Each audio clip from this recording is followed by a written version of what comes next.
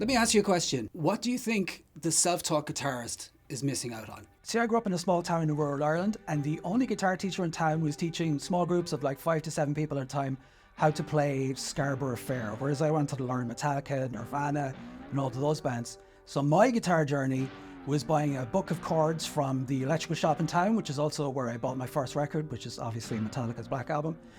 Then a friend of my brother's teaching me how to play bar chords so that I could play Wild Thing by Jimi Hendrix.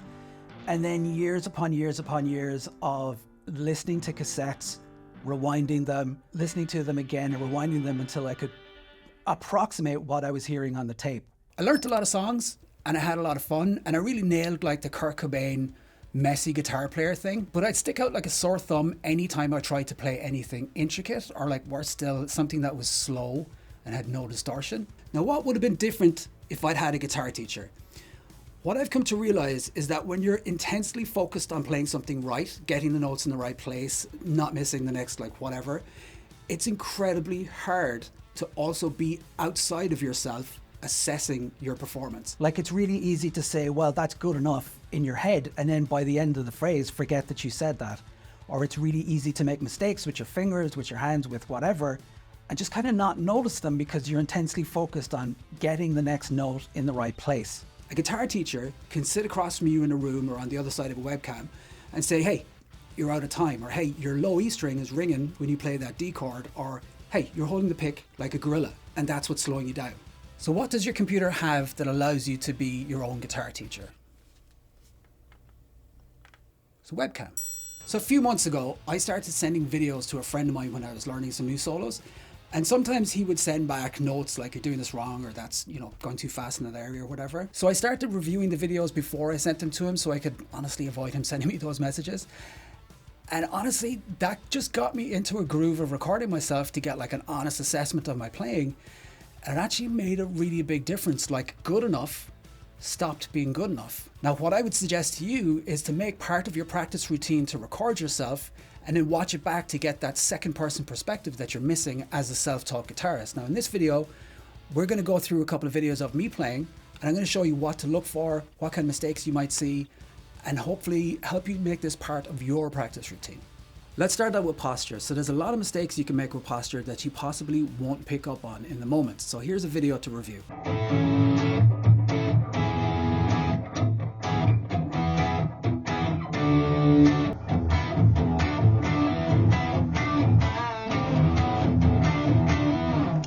All right, so in this one, you can see there's a couple of things going on. Number one, my shoulder here is at like a weird angle. You don't really want to do that because then you've got your arm at a weird angle. And then the other thing is when you're leaning all the way over like that, you're never going to play like that at a show. So you always want to sit up and be kind of similar to how you want to perform in public so that you don't give yourself some weird muscle memory or get into a show and you're not used to playing the guitar in that position. Picking is kind of the gateway to speed in a lot of ways. It's one of the areas that's easiest to take a bad habit and like write it into your muscle memory to the point where turning things around could be a major battle. Let me show you how I used to pick until a teacher pointed it out to me.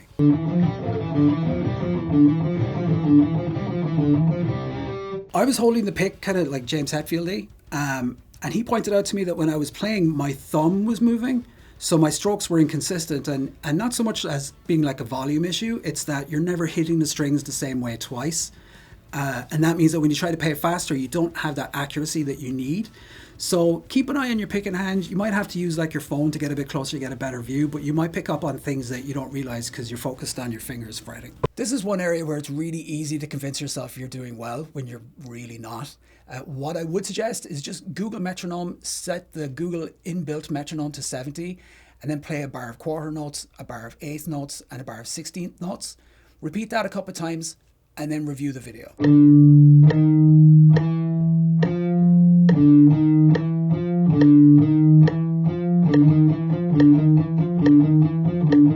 So this one's actually kind of embarrassing because that was actually me trying to be in time. And afterwards, Adam was like, oh, you gave a really good example of what it sounds like when someone's rushing. And I was like, no, that's how I play.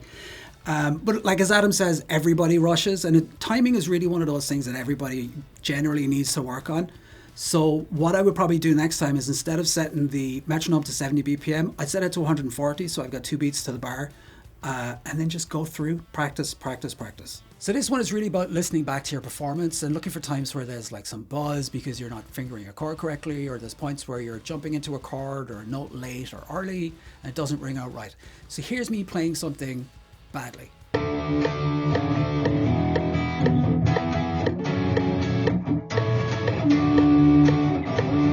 So this is one where it's less about watching for how you're playing and really just listening to make sure that like the transition between the chords sounds good.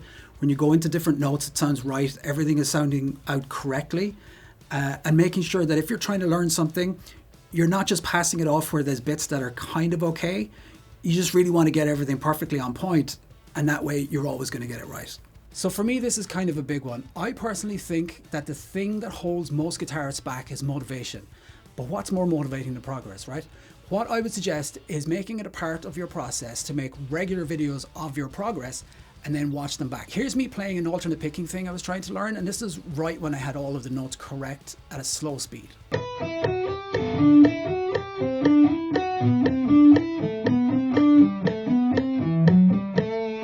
And then here's me at the end of the practice session after spending time increasing the speed a few BPM at a time.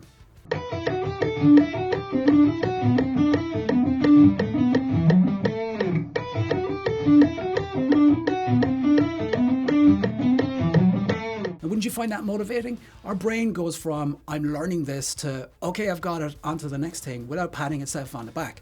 Give yourself that extra nudge and it'll motivate you to pick up the guitar every day. So if you're still not sure what to look for, how about this? So record a short video of yourself playing the guitar and upload it to YouTube. I'll put a video in the comments showing you how to do that. And then we'll review it and we'll give you our feedback. So this was our first viewer's choice video. We actually sent 4 titles to our newsletter last week and they picked out this one.